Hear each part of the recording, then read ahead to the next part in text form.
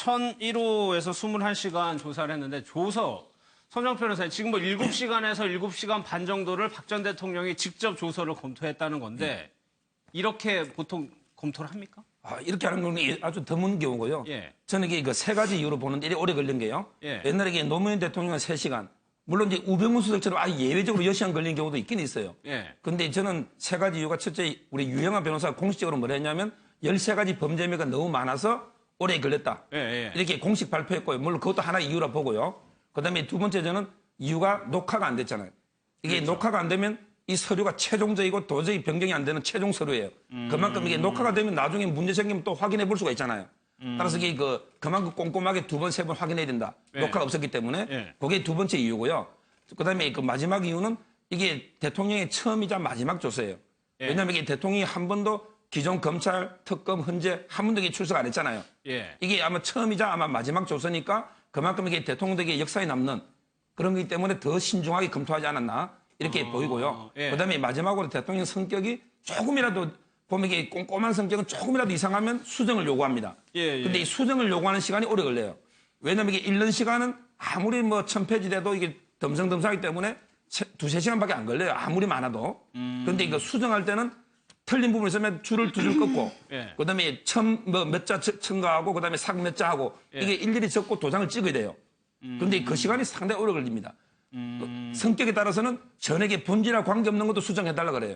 저도 이게 입회해보면 뭐 가족 관계 예. 같은 거 필요 없는 예. 것도. 그래서 이게 오래 걸린 게 아닌가 이렇게 봅니다. 일부 표현에 수정이 있었다고 하고 박 전 대통령이 직접 했으니까 그 부분에서 7시간 정도 소요가 그렇죠. 됐을 거다. 이런 식으로 이제 차 교수님 했다는 겁니다. 조서에서 이거는 이런 뜻이 아니니까 자꾸를 좀 수정해야 된다.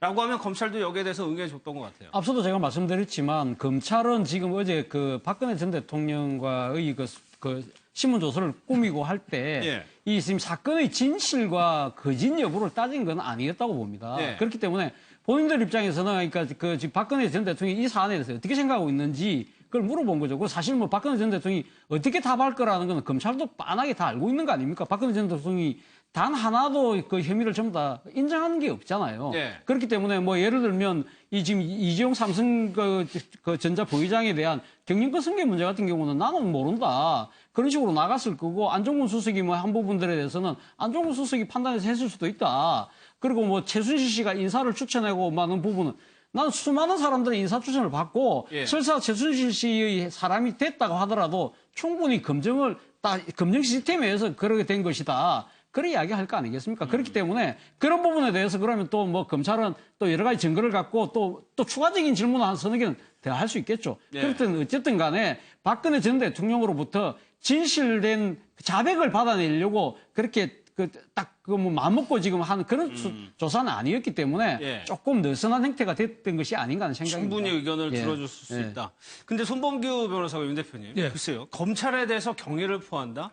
손범규 변호사가 일종의 여론을 지금 담당하고 있는 역할인데 이거는 무슨 뜻일까요? 저도 뭐 의외였어요. 여태까지 주로 비난만 하던 분이 요새 방송에서 나오면 굉장히 공손한 태도를 보이기도 하더라고요. 많이 바뀌었어요. 그래서 어제 검찰에 대해서 경의를 표한다. 그 제가 보기에는 한 3가지 원인인 것 같아요. 이제 박근혜 전 대통령이 대통령 신분에서 이제 자연인으로 내려왔잖아요. 이제 피의자뿐이거든요. 그러니까 어떻게 보면 검찰에 공이 넘어가고 검찰이 칼자루를 쥐고 있으니까 검찰하고 나쁘면 안 된다. 그리고 납작 엎드리는 모습. 그렇죠. 일반 개인이니까 사인이니까. 그리고 또 하나는 어제 검찰이 추궁은 많이 했습니다만은 예상 문제에 크게 벗어나지 않은 것 같다. 오히려 검찰이 많이 좀 물어보고 왜 수능 시험 봐도 문제가 예상 문제 많이 나오고 쉽게 풀면 뭐 기분이 좋잖아요. 뭐 출제위원들 참 훌륭하시다고 하는 것처럼 어떻게 보면은 검찰에 대해서 자기 얘기를 오히려 박근혜 전 대통령의 얘기를 많이 들어준 거 아니냐 검찰에서. 그러니까 뭐 추궁하기보다는 많이 들어준 것 같고 아까도 저희 말씀드렸지만 척지지 않겠다 검찰하고. 계속 너무 거리를 척지지 않고 그래서 원수지간처럼 지나지 않겠다.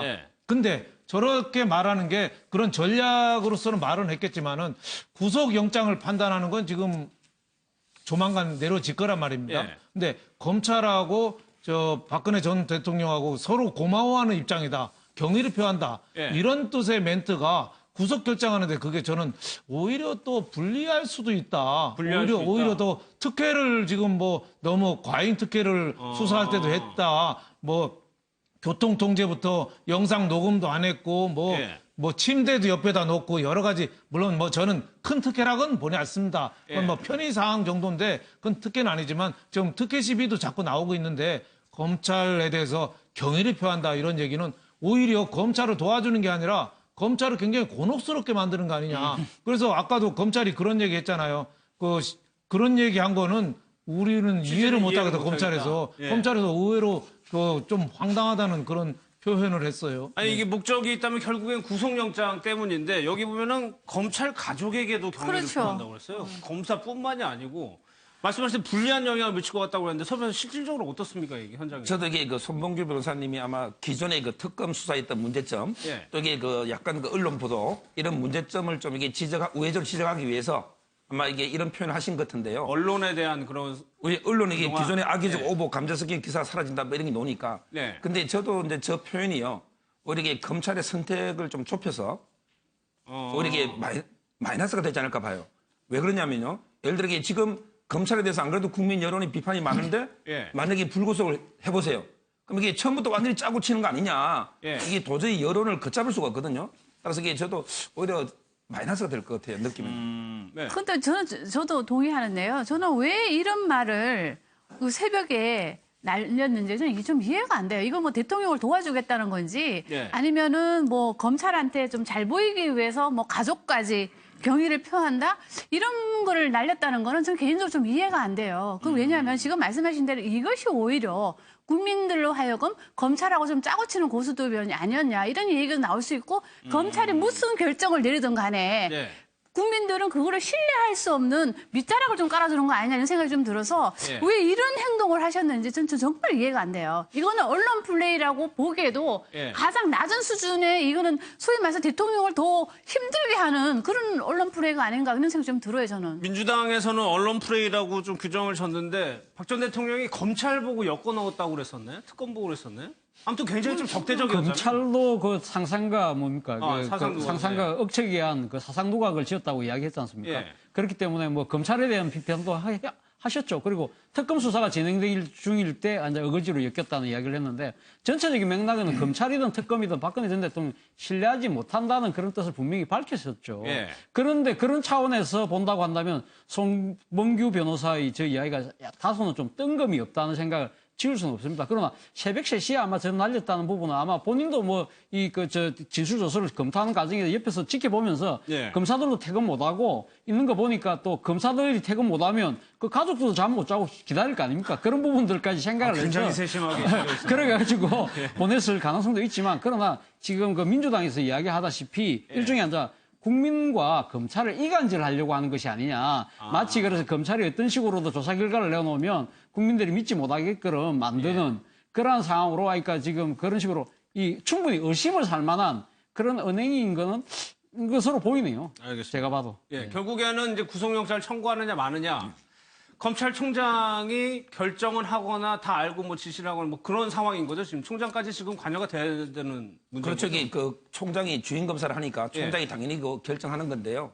저는 이게 이 부분 관련해서 아무리 생각해도 이게 영장을 청구 안 할 명분을 검찰이 못 만들 것 같아요. 청구 안 할 명분을 못 만들 것 같다. 왜냐면 이게 법리로 봐도 이게 범죄가 소명되고 증거인멸 도주우리가 있고 그다음에 형평성을 봐도 어떤 이유를 봐도 이게 청구 안 할 명분이 없는데 저는 이게 그래서 제가 너무 이걸 방송에 많이 이야기해서 오늘 저는 이거 이야기보다는 요 이야기를 한번 하고 싶어요. 뭐냐면 이게 옛날에 우리 가장 흥미있는 판결이 전두환 대통령. 혹시 이게 판결 앵커님 기억할지 모르는데 전두환 대통령 그 판결 하나 소개하는데요. 전두환 대통령이 제가 뭐냐면 내란 목적 살인입니다. 그다음에 이거 군형법의 반란 수괴예요. 근데 유일하게 우리 시험도 잘 나오지만 우리 형법에 유일하게 딱 절대적 법정형이 내란 목적 살인은 사형이다. 그밖에 없어요. 사형 딱 하나처럼 내란 목적 살인은. 그다음에 군형법의 반란 속에도 딱 절대적 법정형 사형. 이거밖에 없어요. 따라서 이게 전두환 대통령이 1심에 사형이 됐거든요. 그런데 항소심에서 그 판사님이 아주 유명한 판사님이 전두환 대통령을 사형해서 무기로 감경을 시키면서 한 이게 유명한 말이 있어요. 그게 뭐냐면 항장 불살. 이 말이 이게 항복한 장수는 죽이지 않는다.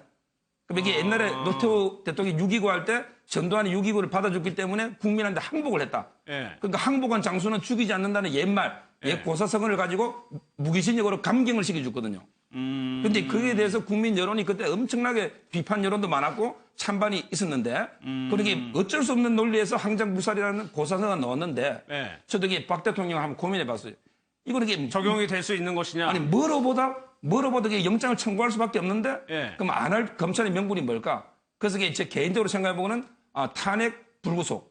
이 말은 뭐냐면 이 탄핵을 당한 거는 정말 이게 구속보다 더한 상처를 입었으니까 그럼 이게 불구속 해주자. 아하. 이런 논리까지 이제 개인적으로 생각해 봤지만 이게 과연 국민 여론에 부합할 수 있을까? 예. 저도 이게 정말 그러니까 억지로 생각을 해본 게 거기까지 가신 항장부사라고 거죠? 똑같은 게 저는 탄핵 불구속. 이미 예. 탄핵은 구속만큼 더 가혹한 처벌이 됐으니까 이제 좀 동정상 해주자 아니 이런 근데 논리였죠. 그것도 또 형평성이 안 맞잖아요. 그러니까요. 왜냐하면 돈을 줬다고 한 사람들은 지금 다 가 있는데 받은 사람 뭐 받았는지 안 받았는지 모르겠지만 어쨌든 간에 박근혜 대통령이 여기서 자유롭지는 않은 거예요. 지금 뇌물죄에서는. 그럼에도 불구하고 저는 검찰이 구속영장을 또 청구한다고 해서 꼭 구속된다는 보장은 없어요. 네. 저는 그렇기 때문에 저는 그 검찰이 국민 여론이라든가 그리고 또 이 변호인단이 이 어제 새벽 3시에 날렸다는 이 트윗 때문이라도 예. 저는 이 구속영장을 청구하지 않을까 뭐 조심스럽게 그렇게 예측해 봅니다. 저는. 예.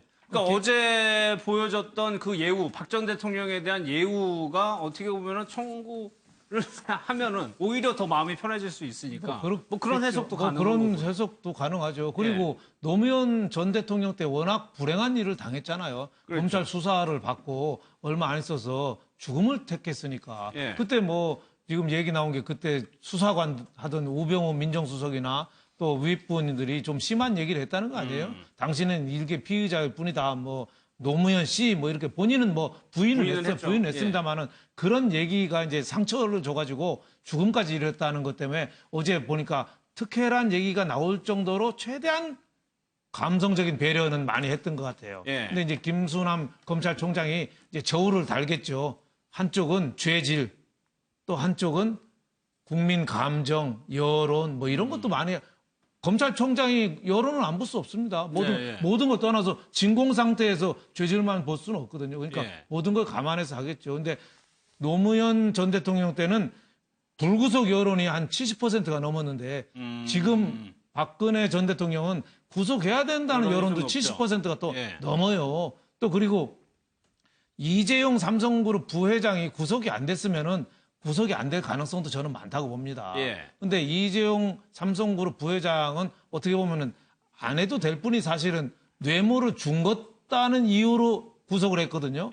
근데 여기는 박근혜 전 대통령 뇌물부터 포함해서 13개의 죄목인데 그걸 어떻게 안 할 수가 있겠느냐. 그런 면에서 굉장히 김수남 검찰총장이 고민이겠다. 그리고 검찰총장이 취임 첫 마디가 한비자 얘기했잖아요. 법불아귀. 법불아귀.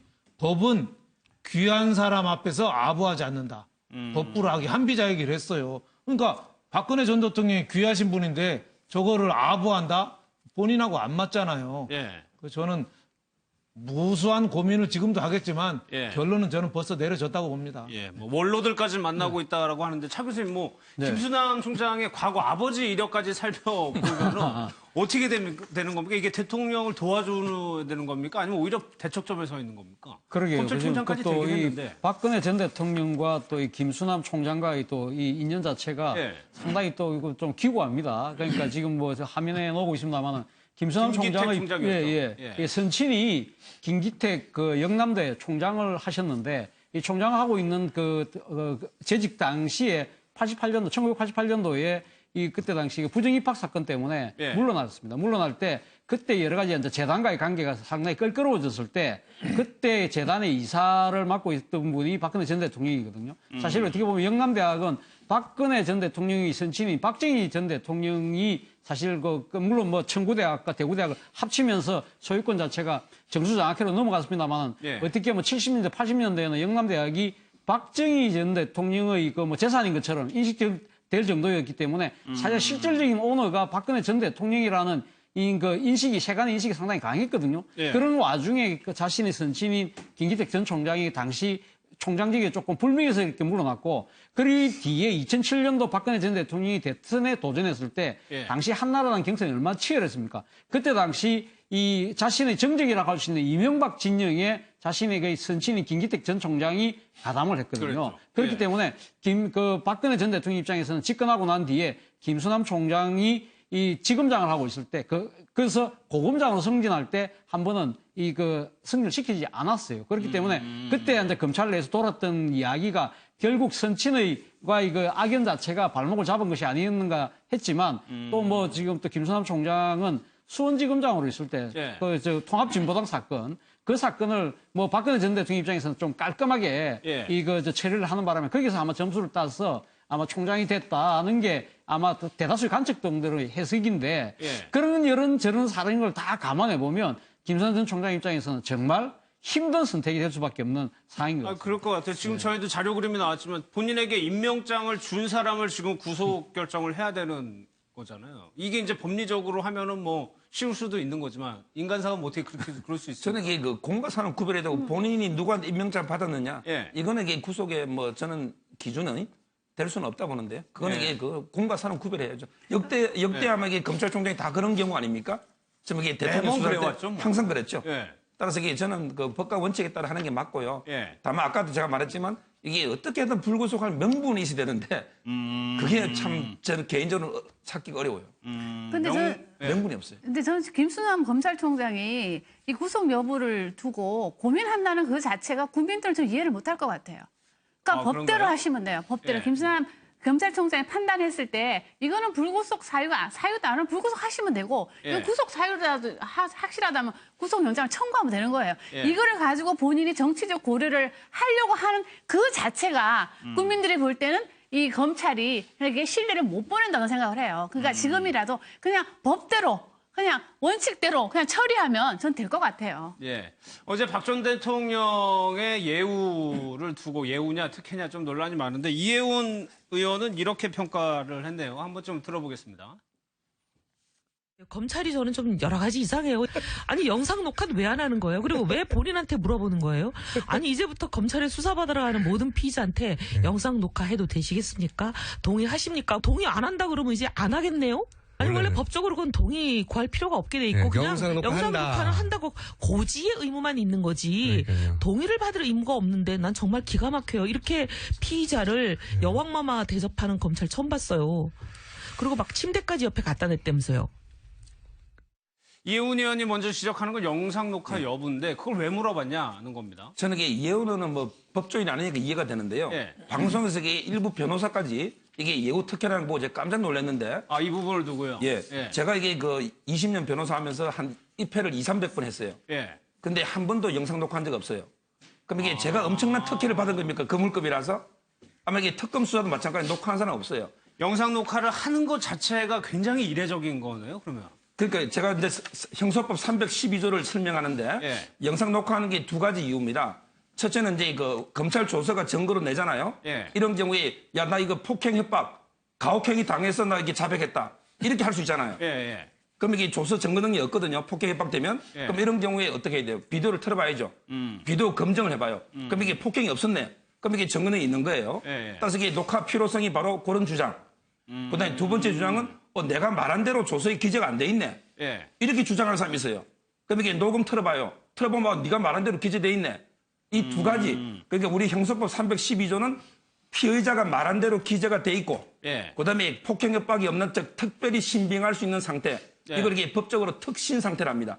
즉 특신 상태하고 그다음에 본인 진술한 대로 기재돼 있는 이 두 가지를 갖출 때 증거 능력이 있는 거예요. 따라서 그걸 입증하기 위해서 검사가 녹음을 필요한 경우에 합니다. 그런데 한번 생각해보세요. 변호사가 이게 6명이 있어요. 이런 게 대통령한테 폭행 협박, 가혹행위 할 수 있습니까? 못하죠. 없겠죠. 그다음에 대통령이 7시간 동안 읽어보고 꼼꼼히 조서를 고치잖아요. 이런 게 내 말하고 다르게 했네. 이걸 나중에 부인할 수 있습니까? 못하죠. 따라서 이거는 증거 능력을 재판에 대통령이 부정할 수가 없어요. 그 조서는. 이 말이 검찰이 녹화할 필요성이 없기 때문에 안 한 거지 판단에 따라. 따라서 이게 변호사들이 입회하면요 안 하고요. 그럼 이게 왜 최순실을 왜 했느냐? 최순실 씨는요. 이게 뭐냐면 폭행 협박이 없었는데도 자꾸 폭행 협박 당했다고 특검이 가혹행했다고 하니까 그럴 염려가 있는 특이한 사람이니까 녹화를 해두는 거예요. 안전장치. 근데 예를 들어 김기춘이든 뭐 이재용, 조현선 이런 분들은 점잖은 사람들은 녹화할 필요 없어요. 왜? 변호사 입회의 차분하게 하면 다 인정하기 때문에. 따라서 이게 저는 이 녹화가 놓은 거는요. 원래는 이게 피의자의 인권을 보호하기 위해서 옛날에 이게 검사들이 고문이나 가혹행위 많았잖아요. 우리나라. 따라서 이게 녹화를 하면 고문을 못 하잖아요. 따라서 이게 보통 피해자가 해달라고 요구하거나 아마 이게 최순실처럼 특별한 거에 검사가 필요한 경우에 하는 거예요. 예. 따라서 이건 특별한 특혜도 아니고 예우도 아닌데 예. 취지를 모르고 자꾸 그 법에는 물론 이게 고지만 할 수는 있지만 예. 검사가 필요 없다고 보고는 아닌 거죠. 참 변호사님이 워낙 경험이 많으시니까 원래 이 영상 녹화를 안 하는군요. 특검도 제가 기자들한테 다 물어봤어요. 이재용, 예. 조영수 다 녹화했느냐. 기자들도 모르는 사람도 있는데 거의 안 한 걸로 알고 있고 예. 저는 이게 200~300번도 한 번도 못했다니까요. 아니 근데 물론 이제 영상 녹화 같은 경우는 우리 서 변호사 말씀하신 것처럼 피의자 인권 보호를 위해서 이제 도입된 거 아니겠습니까? 예. 그렇다고 한다면 뭐 이 지금 충분히 이제 설명을 하셨고, 근데 문제는 이 지금 영상 녹화 부분이 문제가 됐던 부분이 바로 특검에서 예. 청와대에서 그 있을 때 그때 조사를 하면 그때 이제 영상 녹화를 해야 된다, 녹음을 해야 그래서 된다. 무산이 된 거죠. 예, 그렇죠. 예. 근데 그렇게 한 이유가 뭡니까? 그러니까 박근혜 전 대통령이 수사를 받겠다고 했고 또 검찰 수사에 충실히 하겠다고 했음에도 불구하고 그 검찰이 수사 결과 발표했을 때 상상과 뭐 억측에 의한 추측에 의한 사상누각이라고 이렇게 그 부인을 했지 않습니까? 그리고 특검 수사도 이 처음에는 받을 듯 하다가 계속적으로 질질 끌었기 때문에 이 박근혜 전 대통령이 그러니까 지금 영상 녹화가 없는 상태에서 뭔가 진술 조서를 받고 난 뒤에 이게 또 말을 번복할까 싶어서 그때 이제 추진을 하려고 했던 거 아닙니까? 그래서 그 부분이 합의가 안 되는 바람에 결국 무산이 됐던 거거든요. 네. 그렇기 때문에 검찰 입장에서 본다고 한다면 그 녹화를 하느냐 안 하느냐 때문에 신랑이 있었던 만큼 이 부분에 대해서 박근혜 전 대통령에게 충분히 한번 협조를 구해야 되겠다는 생각을 하고 있었던 것 같아요. 그렇기 때문에 이 대통령 그 변호인단 측에서도 이 검찰 출두하기 전에 만약에 녹화하자고 한다면 우리는 협조하겠다고 이야기를 했던 거거든요. 그럼 그렇다고 제가 그럼 신문 기사를 봤는데 그럼 그 조사를 준비하는 검찰은 안 받겠습니까? 네. 받겠죠. 봤음에도 불구하고 그걸 왜 물어봤을까? 물어본 이유는 결국은 자라보고 놀란 것은 소뚜껑 보고 놀란다고 예. 특검이 그 녹화 문제 때문에 박근혜 전 대통령 측에서 가장 민감하게 받아들였기 때문에 그 부분에 대해서 한 번 더 그러니까 확인하는 차원에서 물어봤는데 예. 그 박근혜 대통령 측에서는 굳이 안 해도 된다면 그럼 하지 맙시다. 그러니까 지금 박근혜 전 대통령이 그러니까 적극적으로 이걸 갖다가 거부를 했다기보다는 어제 그래서 부동이라는 표현을 쓴 것이 소극적으로 우리가 그러니까 그 거부를 했다는 그렇죠. 그런 뜻으로 그러면, 이야기한 거죠. 예. 예. 그리고 다른 부분은 어때요? 교통통제 오늘도 올림픽대로를 다 막아줬거든요. 이동하는 와중에서. 예. 그 부분은 저는 그 부분은 좀 문제가 있다고 봅니다. 예. 그러니까 어제 이혜훈 의원이 얘기한 뭐 침대를 갖다 놓고 뭐 여왕 대접을 했다는데 그거는 좀 과장된 거고요. 침대 하나 갖다 놓을 수 있죠. 너무 지치면은 뭐 한 잠깐이라도 쉬었다가 하고 할 수도 있고 한데 그런 거 갖고 제가 보면 비난할 건 안 되는데 겨우 5km 되는 거를 왜 저것도 교통 통제하냔 말이에요. 예. 저 출근 시간에 난 저런 거는 진짜 과잉 경호라고 봅니다. 저거는 검찰은 뭐 상관이 없는 거지만 예.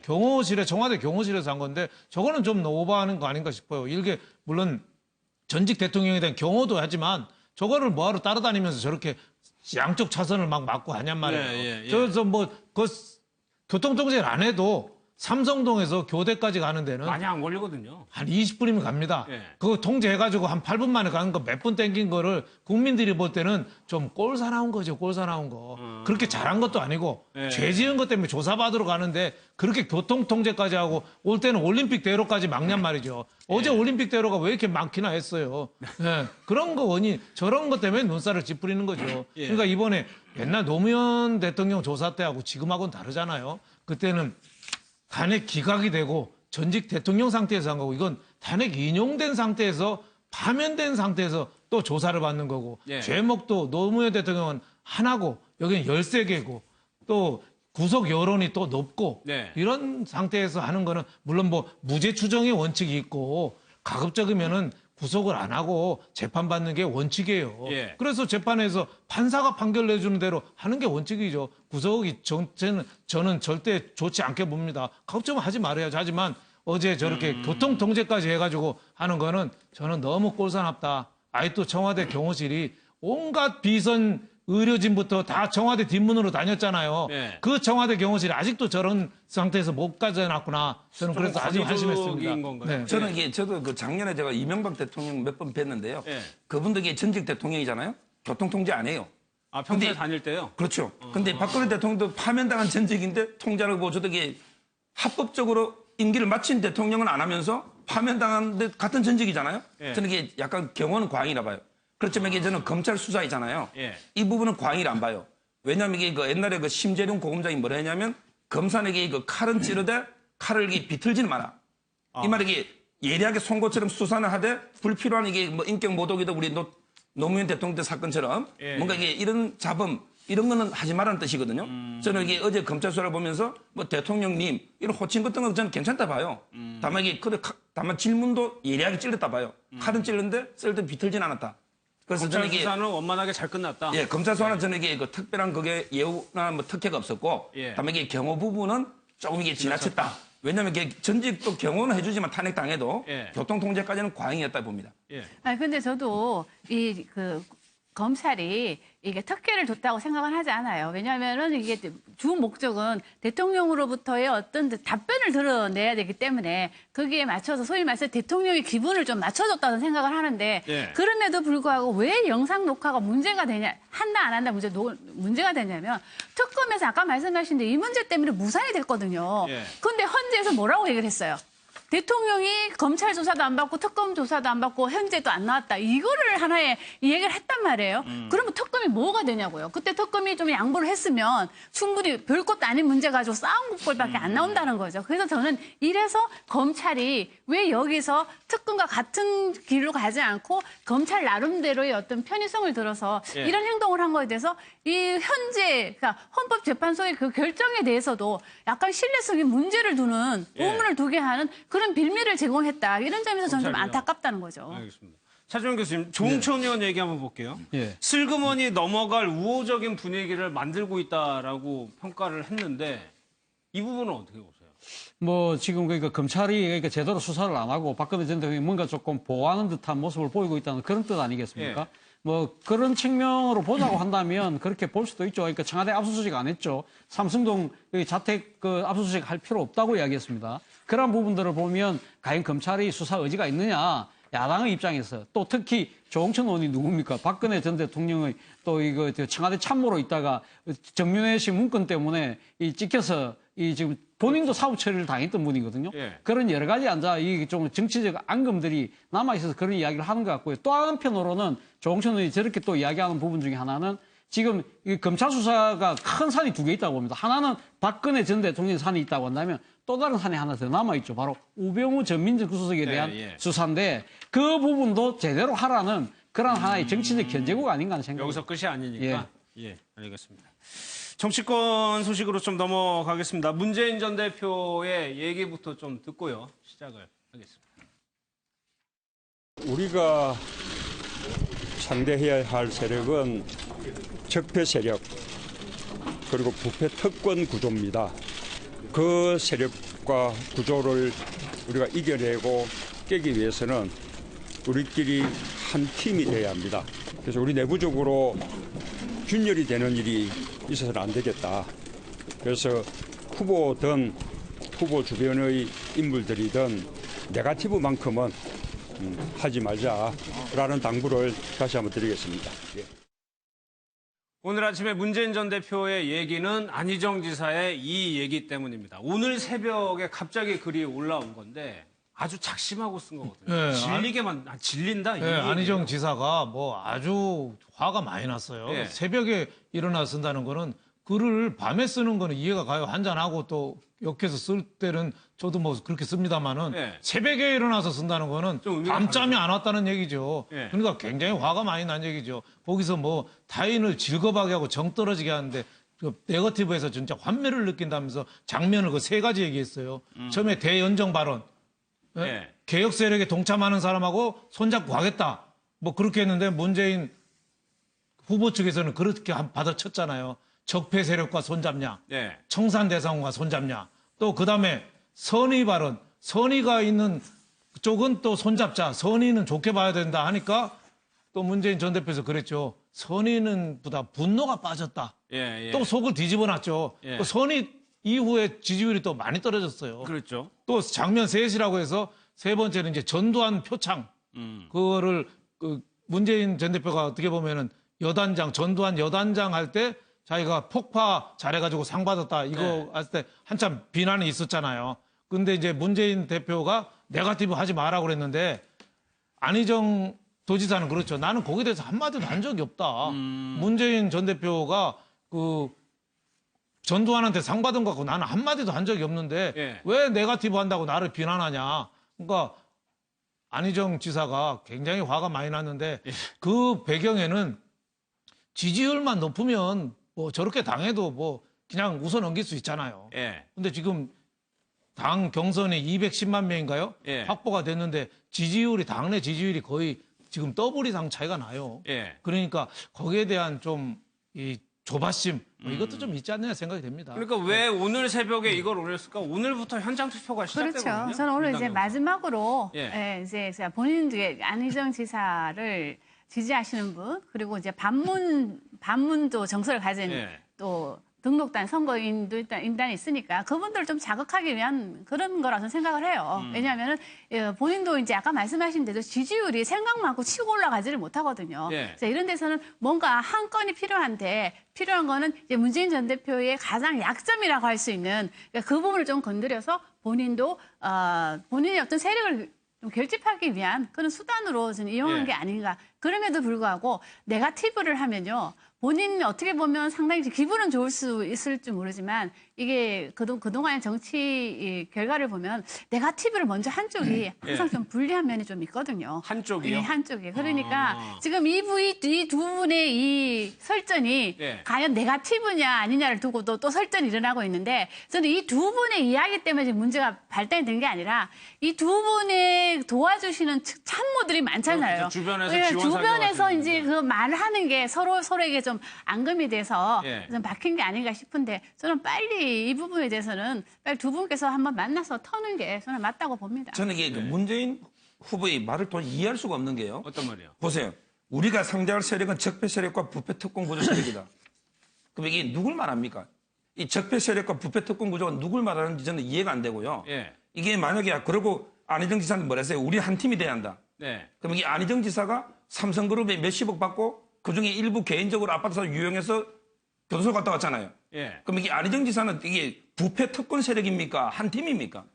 그리고 이게 예를 들어 이분이 문재인 후보가 만약 자유한국당이나 바른정당 이야기한다면요. 그럼 이게 예를 들어 자유한국당 후보 중에 옛날에 김문수 지사 있죠. 예. 이분이 이게 국회의원 3번 하고 도의사 2번 했어요. 근데 돈이 1억 기탁금이 없어서 출마도 못했어요. 한 번에도 이게 부패에 연루된 적이 있습니까? 예. 그럼 안희정이가 깨끗한 세력입니까? 김문수가 깨끗한 세력입니까? 예. 저는 이게 부패 특권이라는 게 자꾸 옛날에 노무현 대통령도 뭐 조중동과 다른 언론, 서울대와 비서울대, 강남과 비강남 계속 이 국민 편가르기 했잖아요.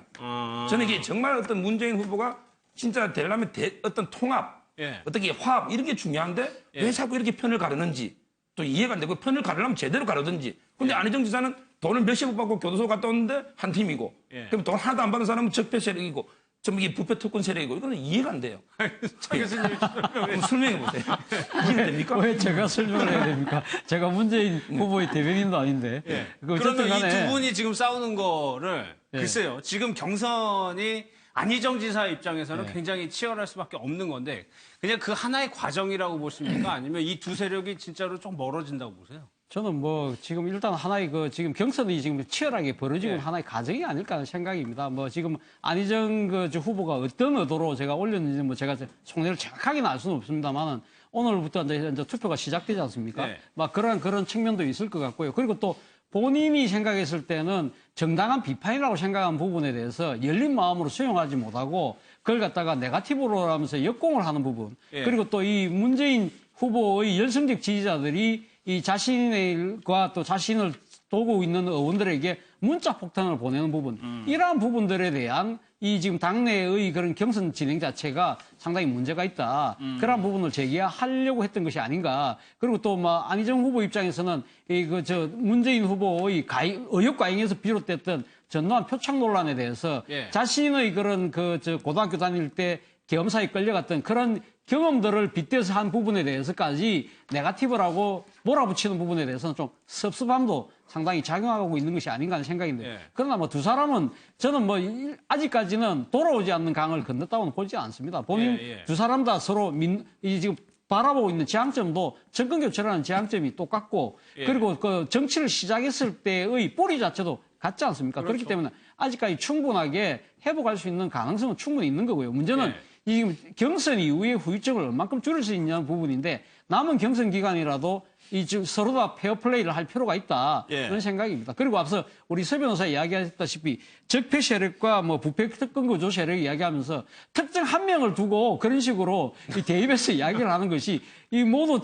특별한 그 사람 자체를 전체적으로 이렇게 보편화시켜서 이야기하는 부분에는 조금 어폐가 있는 것 같습니다. 그럼 안희정 지사도 뭐 옛날에 뭐 뇌물로 감옥은 갔다 왔지만 충남지사를 뭐 재선이나 했고 그래서 국민들한테 거기에 대해서는 다시 평가가 내려졌다고 봤기 때문에 그걸 부패 세력이라고 하는 거는 조금 지나치다. 그래서 어떻게 보면은 문재인, 안희정 뭐 이런 분들, 이재명 이런 후보들의 앞으로 미래지향적인 판단이 얼마나 하고 있느냐. 우리나라가 위기인데 안보나 경제나 여기에 대해서 얼마나 긍정적이고 도전적이고 4차 산업혁명에 대비한 생각을 잘 하고 있느냐. 뭐 이런 거가 중요하지. 뭐 안희정 지사가 화가 많이 났으니까 그런 얘기도 오늘 아침에 했더라고요. 문재인 후보가 박근혜 정부를 워낙 미워하다 보니까 미워하다가 닮아버렸다. 그래서 박근혜 정부랑 어떻게 하는 게 똑같냐고 할 정도로 화가 많이 났더라고요. 근데 이제 화가 날수록 네거티브랑 싸우지 말고 국민들이 먹고 살기 어렵잖아요. 시장이 장사 안 되잖아요. 이런 거를 좀 풀어주는 쪽으로 좀 더 경쟁을 했으면 좋겠다. 이런 생각이 들어요. 그렇게 싸우면 요 다음에라도 기회가 누구한테나 떨어지면 또 있지 않느냐 이렇게 생각이 됩니다. 그렇죠. 네네. 그런데 저는 그 안희정 지사의 그 뭐 분노라면 분노는 저는 충분히 좀 이해는 돼요. 이제 그럼에도 불구하고 자꾸 이런 식으로의 그 문재인 그 개인을 이렇게 공격하는 거는 저는 이 장기적인 관점에서 본다면 죄송합니다. 별로 큰 도움은 될 것 같지는 않아 보입니다. 뭐 이제 경선이 현장 투표가 시작되고 사실 며칠 안 남은 겁니다. 민주당 입장에서. 근데 두 사람 모두 같은 뿌리에서 나왔죠. 노무현 전 대통령인데 두 사람을 평가한 내용 한번 들어보겠습니다.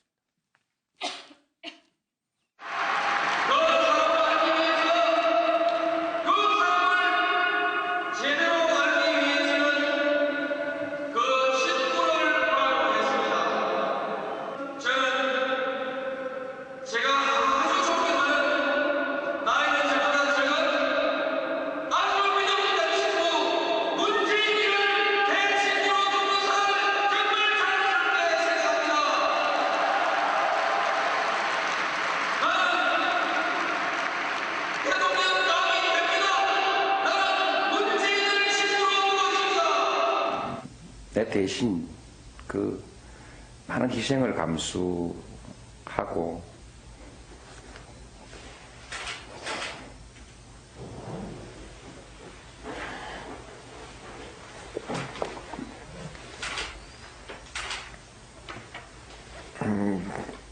그런데 하여튼 이 친구가 한 번도 부담을 준 일이 없어요.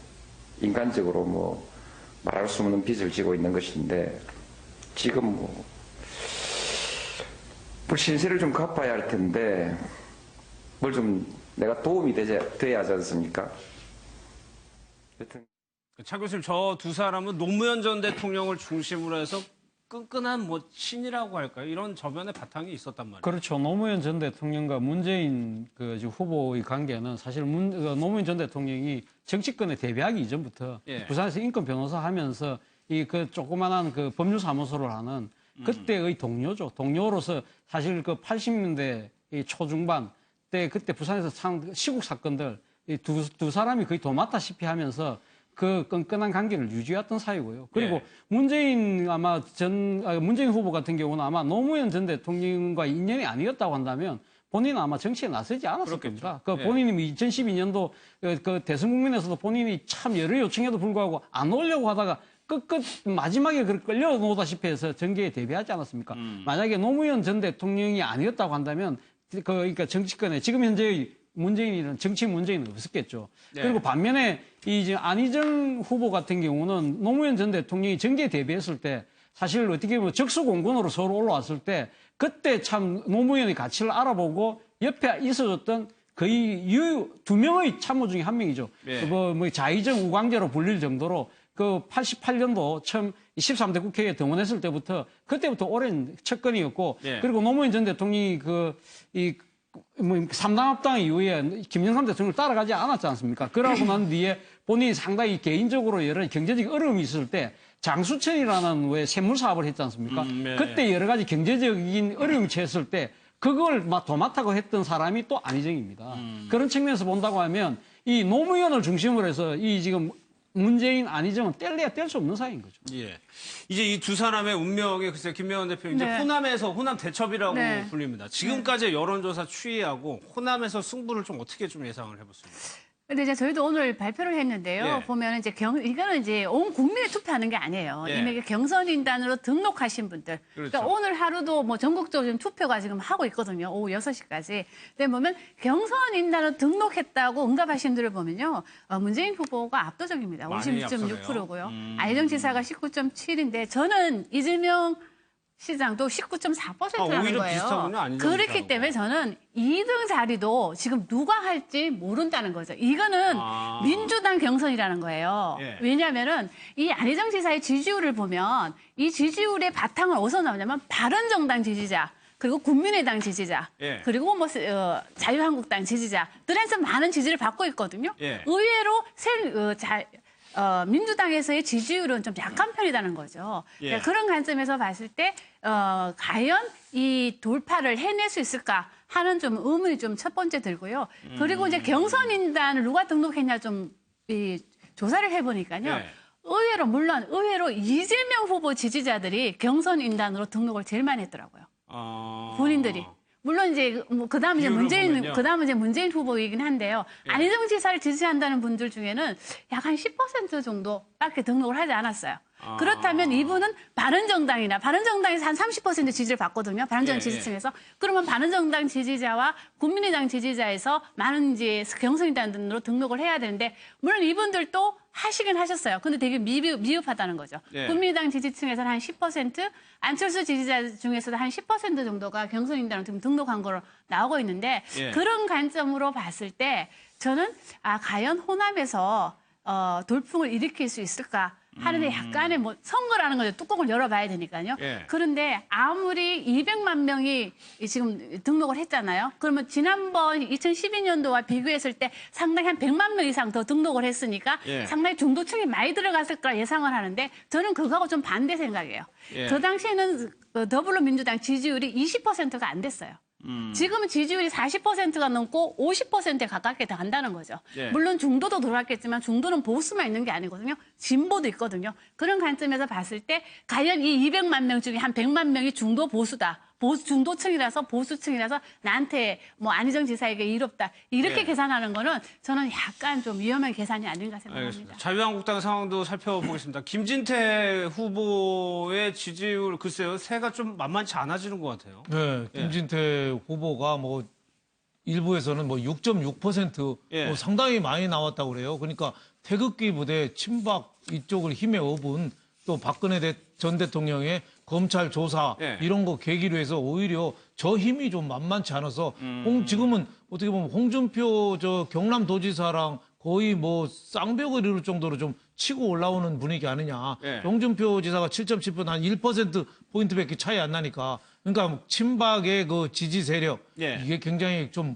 공고하다 이런 게 세력이 들고 또 박근혜 전 대통령도 지지 세력에 대해서 저렇게 자꾸 손짓을 하고 하는 것도 예. 그런 쪽에 좀 힘을 좀 주는 거 아니냐 하는데 새누리 자유한국당 임명진 비대위원장 입장에서는 상당히 곤혹스럽죠. 예. 그러니까 오죽했으면은 뭐 용팔이다 뭐 용팔이에 비교했죠. 친문은 이념을 갖고 모였지만 친박은 저 이념도 아니고 저거 이권이나 챙기고 용팔이처럼 저거 삥이나 뜯으려고 한다고 센 얘기를 할 정도니까 저런 거에 대한 위기의식도 있는 거죠. 예. 하지만은 어느 정도 김진태 의원이 어느 정도 지지율은 저는 확보를 할 수 있겠다. 저는 이렇게 생각이 됩니다. 홍 지사가 7.7이고 김진태 의원이 6.6. 근데 또 한 가지 덧붙인다면 첫 조사에서 6.6% 나온 사람 별로 없어요. 처음 집어넣은 네, 거예요? 저희들은 지금 처음 집어넣었는데 6.6%가 나왔어요. 이거는 왜냐하면 안희정 지사도 처음에 넣었을 때도 2%, 3%, 뭐 5% 밑에서 있다가 반기문 예. 총장이 낙마하면서 지지율이 올라갔거든요. 그러고 보면 아직까지도 유승민 의원은 마의 지지율 5%를 그러네. 넘어간 적이 한 번도 없어요. 그러니까 저희들 조사에서는. 그러니까 그런 관점에서 봤을 때 첫 조사에서 6.6%가 나왔다. 그리고 아시다시피 김진태 의원 같은 경우는 전국적인 인지도가 떨어지는 분이거든요. 그럼에도 불구하고 이 정도 지지율을 확보했다는 거는 그건 소위 말해서 이제 아까 말씀하신 대로 정통적인 자유한국당의 지지층들이 몰표를 준 결과다. 그런데 분석을 또 해보니까 자유한국당 지지층에서 1등을 했어요. 근소한 차이이지만 홍준표 후보보다 보다 좀 근소한 차이로 1등을 했다는 거죠. 그걸 보면 이 정통적인 지지층, 소위 말해서 박근혜 대통령에 대한 어떤 애정을 갖고 있는 분들도 아직까지는 자유한국당에 많이 남아있다. 그거 보면 될 것 같습니다. 제가 자유한국당 그 지지자로서 저는 이 김진태 의원에게 후보가 되기 어렵다 봐요. 이게 두 가지 이유인데요. 아마 이게 당원들이 투표할 때요. 첫째는 이게 그 외연 확장성을 봅니다. 본선에서. 근데 이 김진태 후보보다는 홍준표 후보가 외연 확장성이 커요. 그다음에 두 번째 후보 단일화 반문연대를 봅니다. 근데 김진태 의원이 후보가 되면 단일화가 되겠어요? 홍준표 지사가 돼야만 된다. 이 두 가지 때문에 저는 김진태 후보가 어렵다 봅니다. 알겠습니다. 마무리하겠습니다. 1분 뒤에 다시 돌아오겠습니다.